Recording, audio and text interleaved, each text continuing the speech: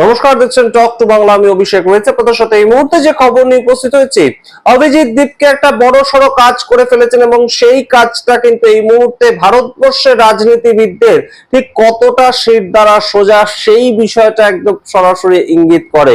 তার কারণ এই মুহূর্তে সরাসরি রাহুল গান্ধী থেকে মল্লিকার্জুন খাড়গে সবাইকে তিনি চিঠি পাঠিয়েছেন এবং তাদের যে আন্দোলন সেখানে যুক্ত হতে বলেছেন। গুরুত্বপূর্ণ বিষয় শুধু তাই নয়, একদম সরাসরি তামিলনাড়ুর মুখ্যমন্ত্রী সি জোসেফ বিজয়, যিনি প্রথম এই নিক পেপার লিক ইস্যুটা নিয়ে মুখ খুলেছিলেন একজন মুখ্যমন্ত্রী হিসেবে, তাকেও চিঠি পাঠিয়েছেন। তার থেকেও গুরুত্বপূর্ণ বিষয়টা হচ্ছে যে চিঠি শুধু এদের মধ্যেই গিয়েছে তেমন নয়, একদম সরাসরি তিনি পাঠিয়েছেন চিঠিটা বিজেপির সঙ্গে যারা যুক্ত রয়েছেন, টিডিপি পার্টি এবং তার সঙ্গে জেডিইউ পার্টি, সেই ধরনের পার্টিগুলোকেও কিন্তু তিনি সরাসরি চিঠি পাঠিয়েছেন।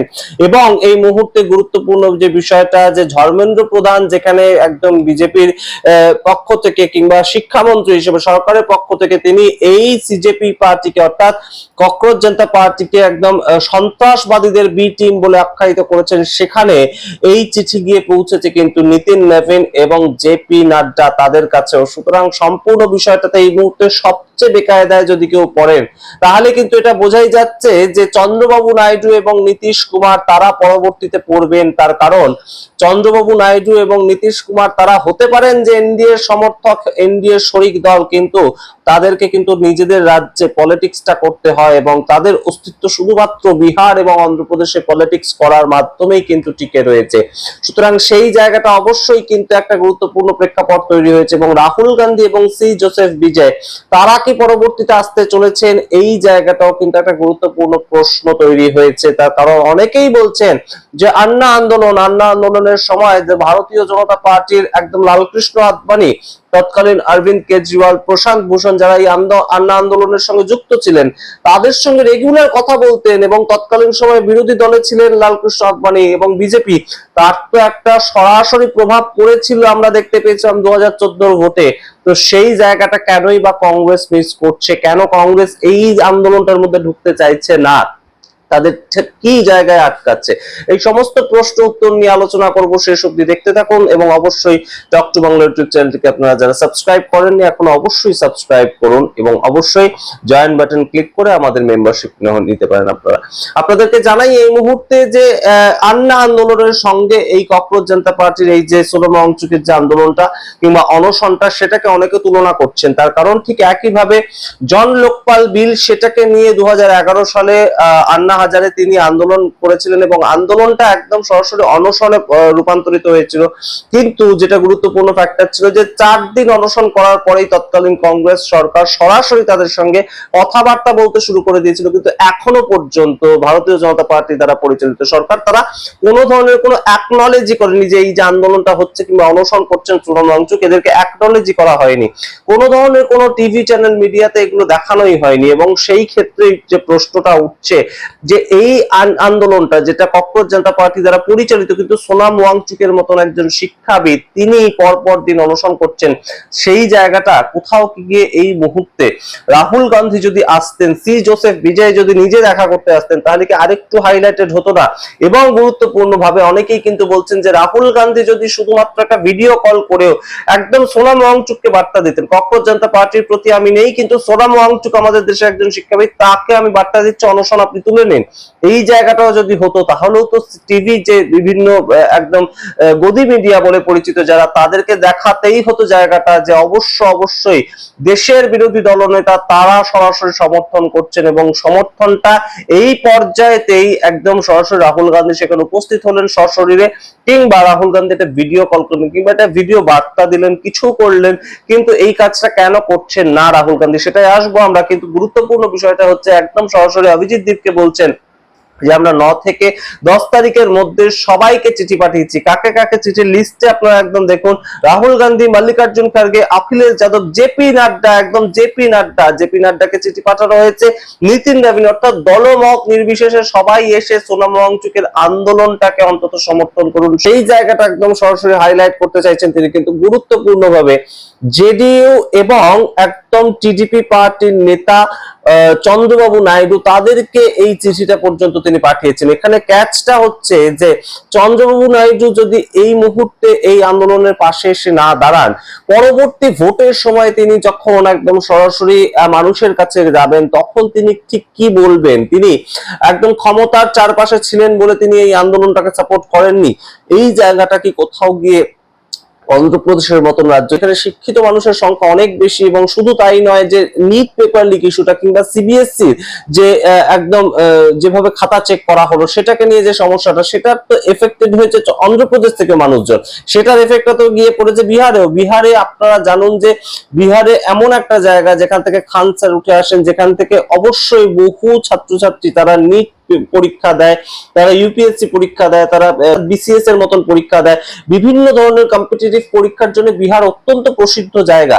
তো সেই পরীক্ষার জায়গা থেকে যখন জেডিইউ দল জিতে আসে, কিন্তু তারা সরাসরি তারা যায় না এই ধরনের আন্দোলনে, শুধুমাত্র তারা সরকারের শরিক দল হিসেবে। এখন চন্দ্রবাবু নাইডু যদি না আসেন তাহলে অবশ্যই সেটার কিন্তু একটা বড়সড় এফেক্ট তার রাজনীতিতে পরবর্তী জীবনে পড়তে পারে। এবং অন্যদিকে চন্দ্রবাবু নাইডু তার দলের পক্ষ থেকে অবশ্যই কক্রোচ জনতা পার্টি যখন আন্দোলনটা শুরু করেছিল শুধুমাত্র ডিজিটালি, তখন কিন্তু তাদেরকে বার্তা দেওয়া হয়েছিল যে এই মুহূর্তে মোদী সরকারের উচিত যে কক্রোচ জনতা পার্টির বিষয়টাকে সিরিয়াসলি দেওয়া।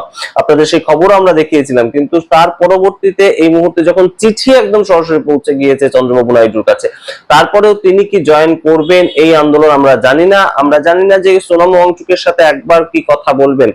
এই কাজ কিন্তু অলরেডি বিরোধীদের প্রত্যেকটা দলই করেছে। ইভেন কংগ্রেসের তরফ থেকে কংগ্রেসের মহারাষ্ট্রের সাংসদ আমরাবতীর সাংসদ তিনি গিয়েছেন, দেখা করেছেন এবং এই কক্রোচ জনতা পার্টির কাছে গিয়েছেন। পবন খেরা প্রতি মুহূর্তে বলছেন যে আপনি অনশন তুলে নিন, সোনাম ওয়াংচুকের উদ্দেশ্যে বলছেন। এই জায়গায় কিন্তু অবশ্যই আমরা দেখতে পেয়েছি টিএমসি সাংসদ মহুয়া মৈত্র গিয়েছেন, আম আদমি পার্টির সাংসদ তারা তো প্রথম থেকেই যাচ্ছেন, সঞ্জয় সিং এবং আতাশি যিনি দিল্লির প্রাক্তন মুখ্যমন্ত্রী, এবং অনেকেই কিন্তু এটা বলছেন। গুরুত্বপূর্ণভাবে আপনাদের জানিয়ে রাখি যে আম আদমি পার্টির যেহেতু একজন প্রাক্তন কার্যকর্তা বা প্রাক্তন কোনো একটা লিঙ্ক ছিল অভিজিৎ দীপকের সঙ্গে, এবং অনেকেই বলছেন যে আম আদমি পার্টি দ্বারা ফান্ডেড একটা আন্দোলন, সেই জায়গাটার জন্যই কিন্তু অনেকাংশে এই রাহুল গান্ধী পৌঁছাতে সেখানে একটু দ্বিধা করছেন। কারণ 2027 সালে পাঞ্জাবে ভোট রয়েছে এবং সেখানে সম্মুখ সমরে থাকবে আম আদমি পার্টি এবং কংগ্রেস পার্টি। সেই জায়গাটার জন্য অনেকেই কিন্তু বেশ কয়েকটা চাপ বোধ করছেন যে রাহুল গান্ধী তাই জন্য যেতে বেশ কয়েকটা তার সমস্যা তৈরি হচ্ছে।